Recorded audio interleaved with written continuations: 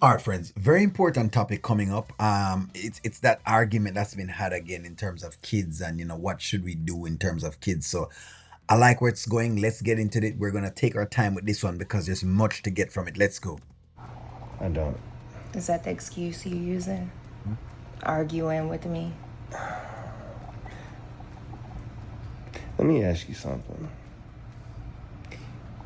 Do you think two people should be miserable in their lives for the sake of their child?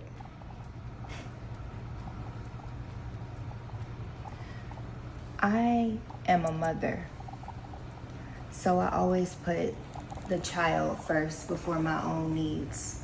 So So in other words, the man doesn't put the child first before his own needs. That's what you're gonna start off with. This is exactly, and this is one of those arguments that happens all the time. Sometimes women make it seem as though they're the only ones that put anything before anything at all when it comes to their children. But hey, let's keep rocking. I wouldn't care to be miserable Mhm. for my child. I'd do anything for my son. See, that's the difference between you and I. Mm.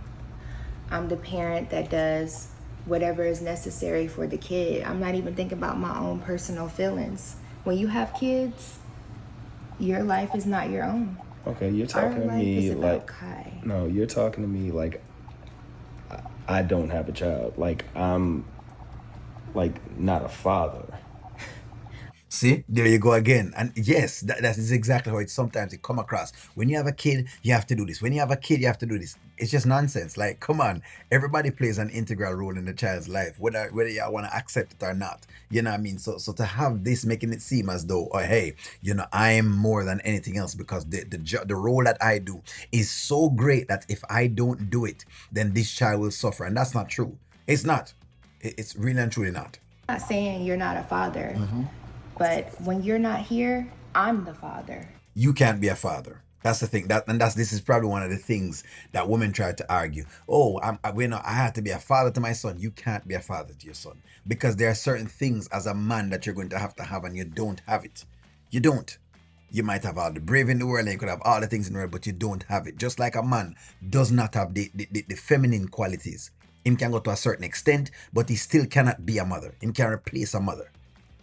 Stop this foolishness. Okay. Okay, you can stop that right now. I'm a father to my son. I take care When of you're around, Shayla. what you're not understanding, Anthony, is it's not about our relationship. It's about our family and our son. So I'm the person that does whatever is necessary for our son, and you do what's convenient. So in other words, then, so when he pays the bills for the house and he makes sure that things are taken care of, and he ensures that Kai has a place to sleep and a place to rest, he said none of that matters at all. That's kind of what she's saying.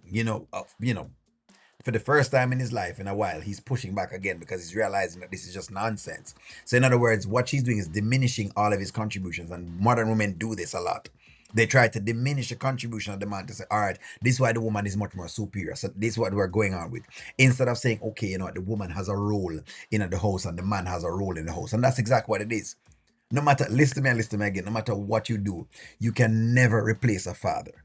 I had a mother that I grew up with a long period of time. She could never replace my father. Love her from the moon till back. And my father could have never replaced her. So this is just nonsense, but it's one of those narratives that lives out there, and I'm glad you're tackling it. Convenient.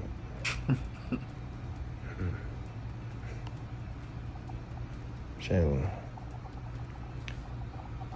do you not realize like these are that kind of thinking was like our grandparents and our great grandparents had? No, They were miserable with one another and probably couldn't reach their full potential because of they just wanted to stay together for the child. All right. And this is a great saying from him. It is true.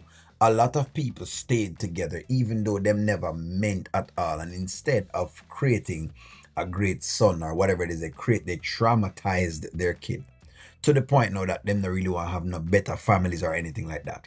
You understand? While I'm an advocate for families, and I do believe that families are very, very important and integral, I've always said this. It doesn't necessarily mean it's going to be great for you raising a child with a particular woman or a particular man, because you don't know. If you guys are abusive, let's just say it's an abusive household, a lot of drinking, a lot of drugs, how can that be more conducive for you to stay together? It can't. It literally can't. If every day a child wakes up and sees me cussing out the mother and telling her all sorts of different things and doing all sorts of things about her, what does that say for him teaching his son in that household? What does it say about how he will look at women? Or let's just say the woman doing the same thing. Let's just say she's cussing Antonio. What does that say about him? How does he review women? That women are supposed to do that to him? It doesn't make sense. It's one of those arguments that they've been trying to live on and trying to die on, that, oh no, we have to do it like that. We don't have to. No, you're not supposed to. So that's when I believe that, that's when I think that it is best that they are raised together. What parenting is cohesion. That's exactly what you need. I think that more than anything else is the cohesion that you need. The other piece that Shayla is talking about is nonsense. Saying that you're going to sit down and be miserable the entire time, which we're going to tell that you're miserable. The child is going to tell that you're miserable. It's not going to help anyways, because the child is looking for happiness and for stability and all of that kind of stuff. And again, with the main play of her diminishing what Anthony has done, diminishing his contributions. So in other words, he has not contributed. No, call him a dog, call him anything that you want to call him, and sure, those fit. But again, you're coming back with the narrative again, because this is all quick. Once you decide that you don't want to stay with her, this is all quick. She's going to flip it to try to make it look as though you have no use at all in the household. And this is exactly why we have a lot of fatherless households. What you're seeing Shayla is doing is exactly why there are a lot of fatherless households. This is how men are diminished in society.